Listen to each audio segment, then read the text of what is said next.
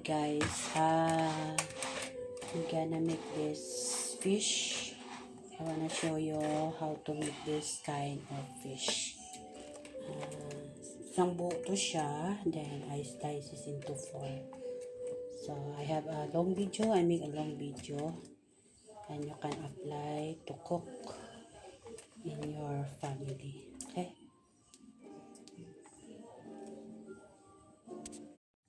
So guys, meron tayong scallion and chandran. What do you call this?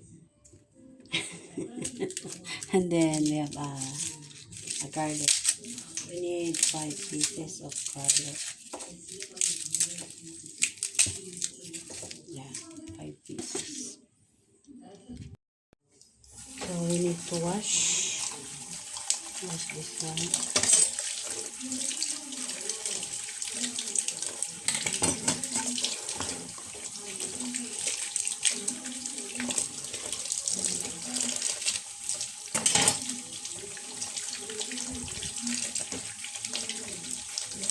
Kailangan natin to siya para sa marinated.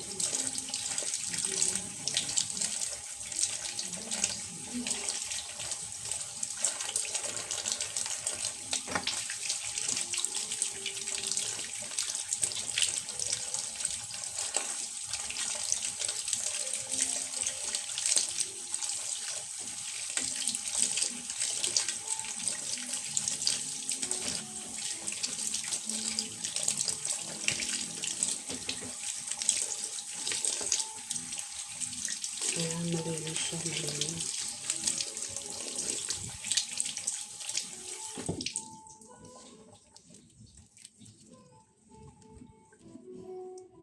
Ayan na guys.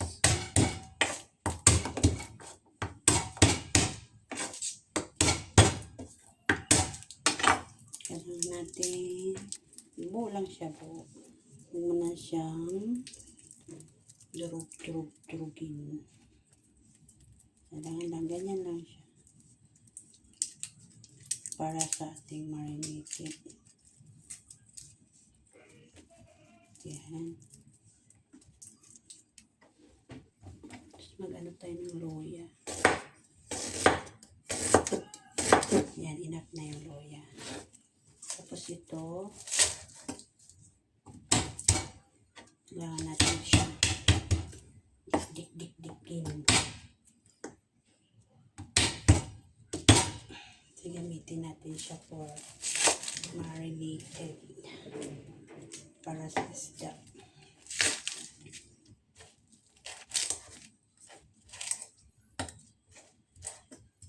Ayan guys.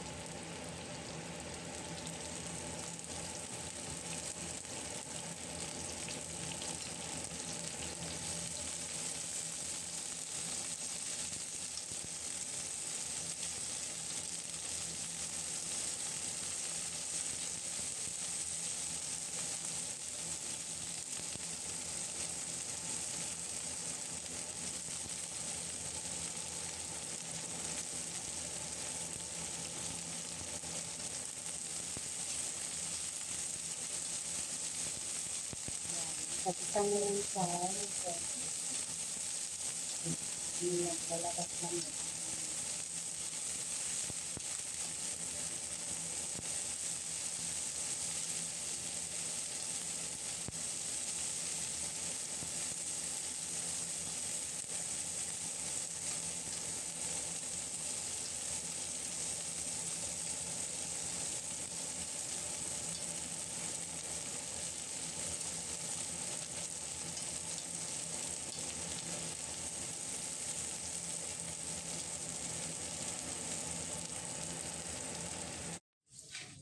guys, lalagay natin yung ano natin. Ginisa. Ginisa natin. Tapos, natin ng sugar.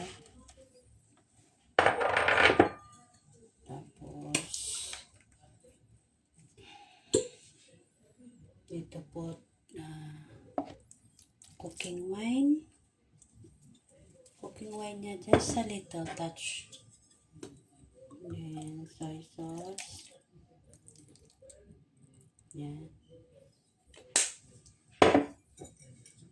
Then, a little bit dark soy sauce.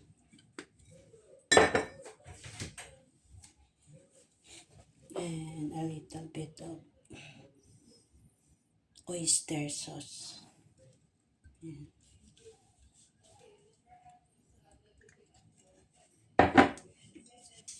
Stir mo siya para maghalo.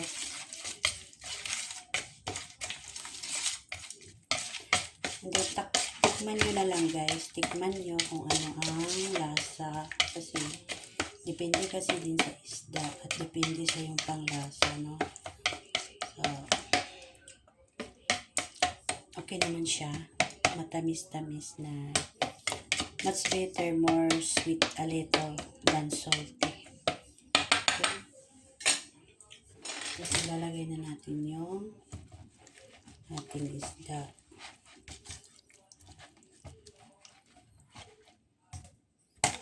Ayan.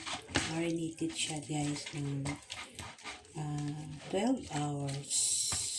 At kailangan gawin nyo to sa hapon. Tapos kung gusto kinabukasan nyo kainin ng dinner, yun, manonood na yung mga lasa, no? Masyado na siya marinated. 12 hours, 18 hours, much better. Much better 18 hours, no? Ayan.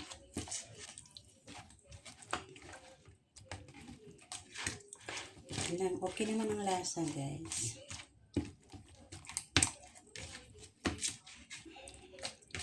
Yan. I-ano natin to siya, marinate for 12 hours or 18 hours. Kasi we eat this one dinner for tomorrow. Okay na siya. Susunod na yan. Bukas ng umaga, baliktarin mo siya. Tomorrow morning, you need to upside down. More tasty, right?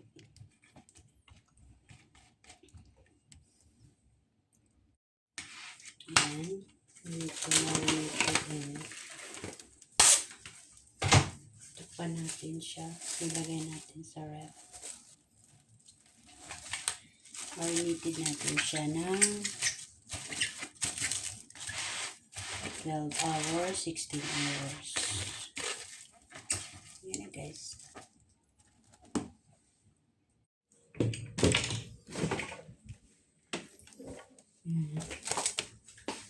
Marinated natin siya tomorrow.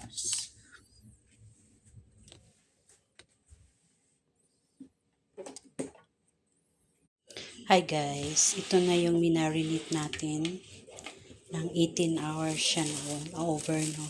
Yan. Yan. Pwede na natin siya ngayon ihawin. Pwede na natin siyang isalang sa air fryer kasi kailangan natin siyang iihawin first sa air fryer or microwave. Pwede siya sa microwave. Bango-bango niya. Okay. Salang natin dito guys sa air fryer para mag-grill muna siya. I-grill natin siya. Yan. Bago natin ipa-smoke sa kawali, kailangan i-grill ko muna siya para sure ball na maluluto siya sa gitna. I-grill muna natin, grill. Tapos lagay natin yung yung sauce lang. Para hindi siya mag-dry. Habang nag-grill siya, na may lasa siya sa loob. Yan.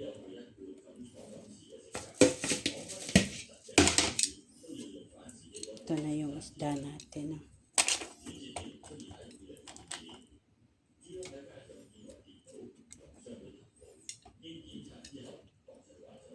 Ayun na guys, ipasok natin siya dito sa air fryer.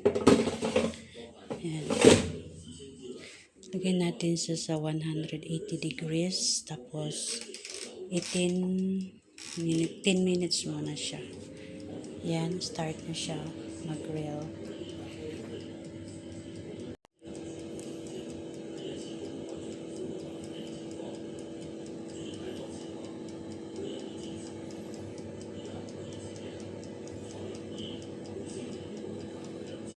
Habang nag-iihaw tayo guys, prepare natin yung steaman natin. No? Yan. Lagay tayo ng foil sa kawaling malaki. Yan. Lagay tayo ng foil. Tapos, lagyan natin siya ng rice. Yan. Rice. Tapos, lagyan natin siya ng black tea leaves. Black tea leaves para ano siya, smell good. Yan.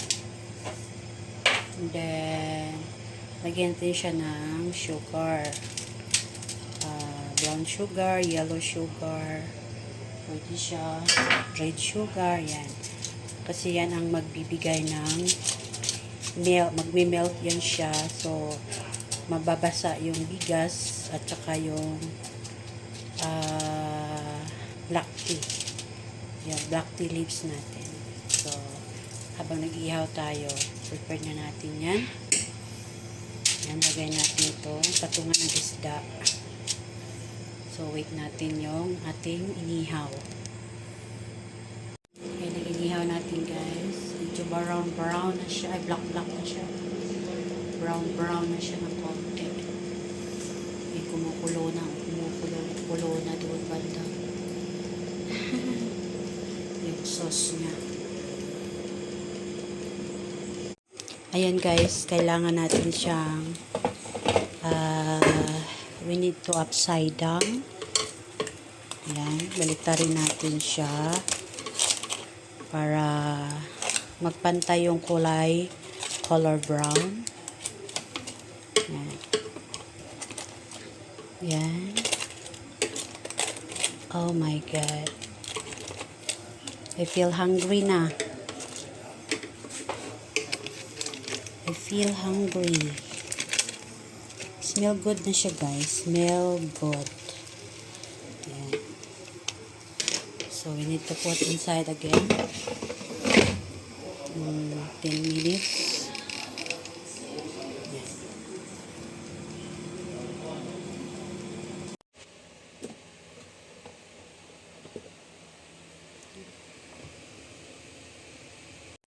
Ayan na guys, yung ano natin. Nag-melted na siya, yung sugar. Ilagay na natin yung isda natin, ano, para siya. Steam natin.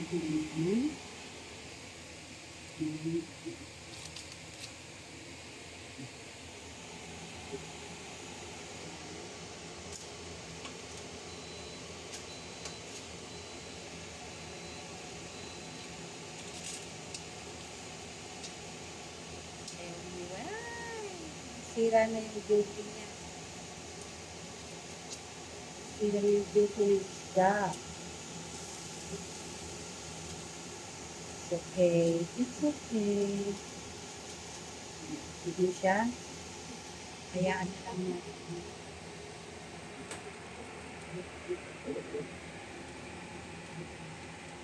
Pwede lang ilagay natin yung sauce. Hindi natira. Wala, hindi siya dry. Dry. Para tasty siya.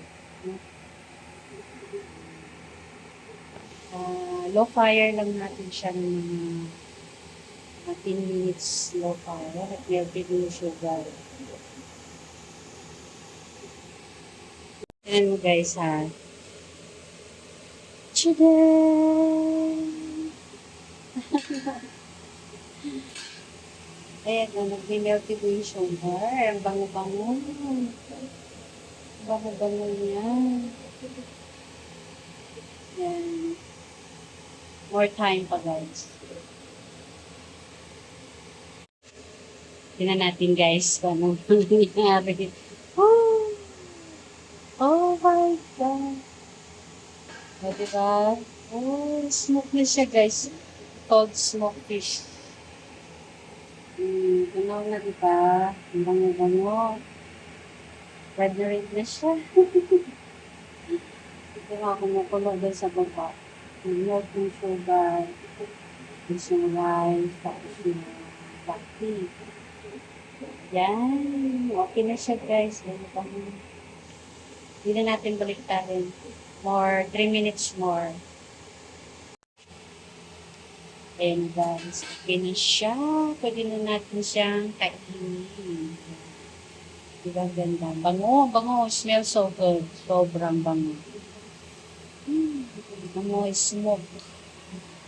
Meron tayong chicken. Soup. And broccoli. This is our dinner for today. Chicken soup yan siya guys.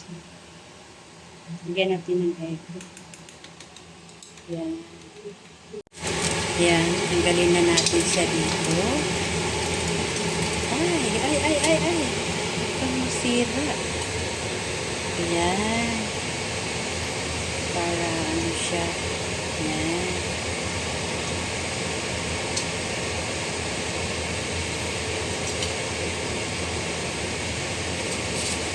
At tayo'y kakain na. Ayan, tulog na siya. Yan, this is our smoked fish for tonight. Our dinner for tonight. Smoked fish. Diba? Yummy. Ayan. This is it.